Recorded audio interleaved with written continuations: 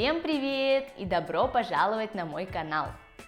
Меня зовут Алина, и я помогаю студентам русского языка заговорить на русском более уверенно и естественно.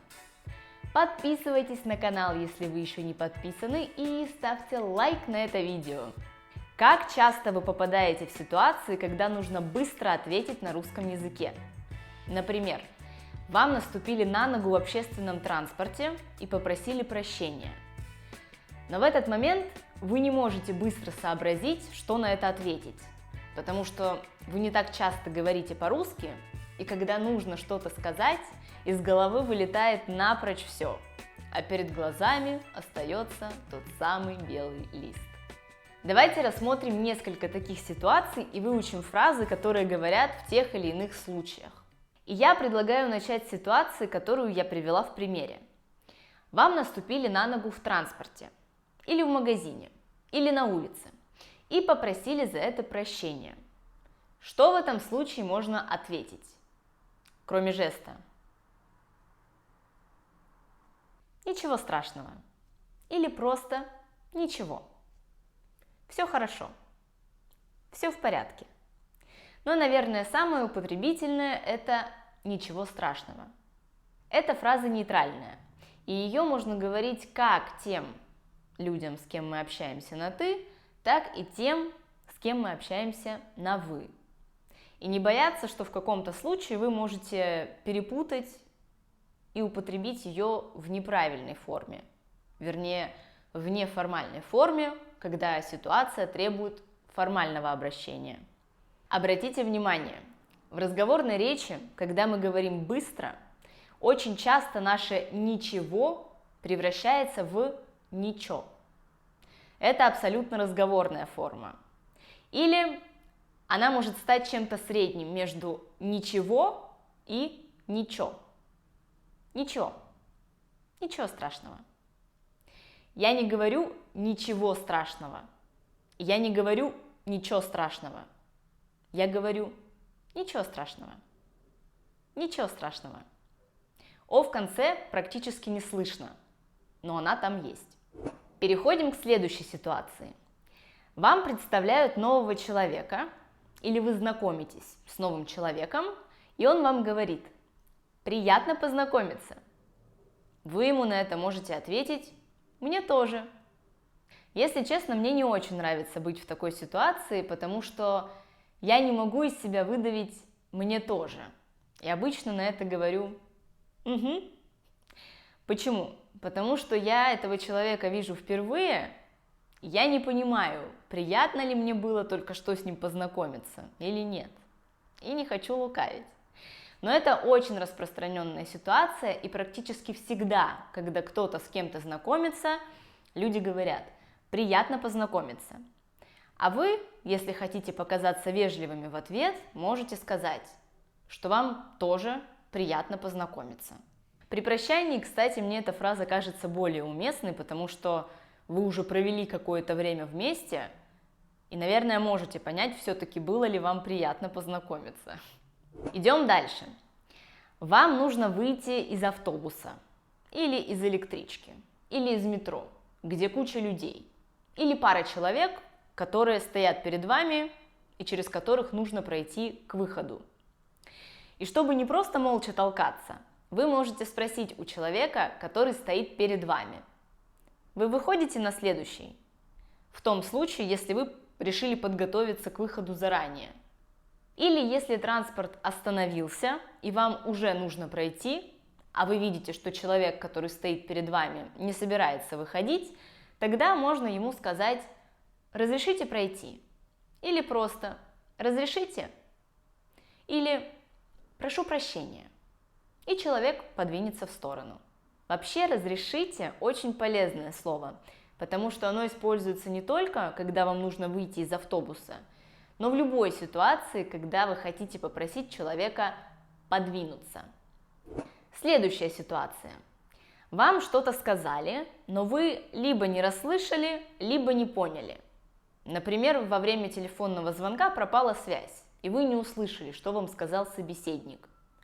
Или во время обычного нетелефонного разговора вы просто не поняли, что вам сказали, потому что русский язык не ваш родной язык, и вы можете просто чего-то не понять.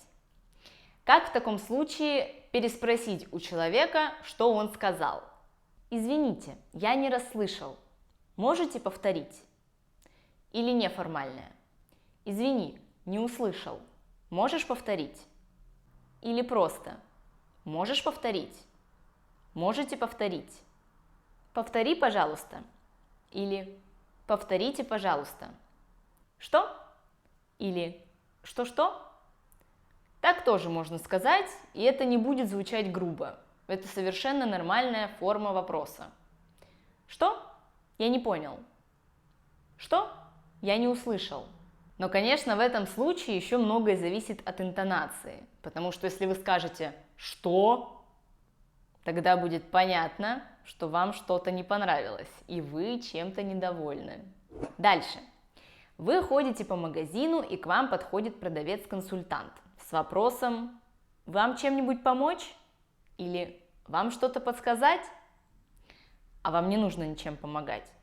И самое универсальное, что вы можете ответить, это «Нет, спасибо». Или «Нет, спасибо, я просто смотрю». «Я просто смотрю. Спасибо». Пока нет. Обычно на эти ответы консультант говорит: если будут вопросы, обращайтесь. И на это вы тоже можете ответить «спасибо». Еще я знаю о забавных случаях, когда человек звонит кому-то по телефону, чтобы записаться на какую-то услугу или забронировать столик в ресторане, и начинает свой диалог со слов «Здравствуйте, как дела? Здравствуйте, как поживаете?» В чем забава? Мы не спрашиваем у незнакомого человека, как дела. Если я звоню, чтобы записаться на стрижку, я говорю: «Здравствуйте, хочу записаться на стрижку. Когда есть свободное время?» То есть цель моего звонка – записаться на услугу. И я не буду спрашивать, как дела, у человека, которого я не знаю и которому я позвонила для того, чтобы получить информацию. Это бы прозвучало довольно странно. Потому что если мы спрашиваем, как дела, то, скорее всего, нам интересно, как у этого человека дела, потому что мы его знаем. Иногда этот вопрос звучит как проявление вежливости, в том смысле, что мне может быть неинтересно, как дела у этого человека, но это милая форма, чтобы начать разговор. Но всегда это будет человек, которого я знаю. Исключением, наверное, будут те случаи, когда, например, я хожу в один и тот же магазин каждый день. И я знаю кассира, который будет пробивать мне товары. Мы с ним часто видимся, мы с ним иногда болтаем. То есть можно сказать, что мы знакомы конкретно на этой территории, то есть в магазине. И в таком случае я могу сказать: «Добрый день, как дела, как поживаете?» Потому что у нас с ним было какое-то общение. Но это исключение, потому что даже если я хожу в этот магазин каждый день, это не значит, что я буду спрашивать у каждого продавца, как он поживает. И напоследок, ситуация, когда вам нужно уйти, например, с вечеринки или со встречи с коллегами раньше, чем все остальные. Как сказать, что вам пора уходить? Тут все просто. Можно так и сказать: «Извините, мне пора бежать». Или добавить: «Приятно было провести с вами время, но мне пора бежать». Или если это совсем близкие люди или хорошие знакомые, то можно сказать: «Ребят, я ухожу. Всем пока». И на этой прощальной ноте мы сегодня закончим. Если вам понравилась эта рубрика, пишите свои вопросы в комментариях, а я отберу самые интересные и отвечу на них в следующем видео. Таким образом мы сможем разобрать больше ситуаций. Я специально не буду заранее готовить ответы на эти вопросы, чтобы они получились более спонтанными. Надеюсь, что вы узнали что-то новое, что вам было полезно и что вы как минимум уделили немного времени своего дня русскому языку. Спасибо, что смотрели, и мы увидимся в следующем видео. Пока-пока! my appetite.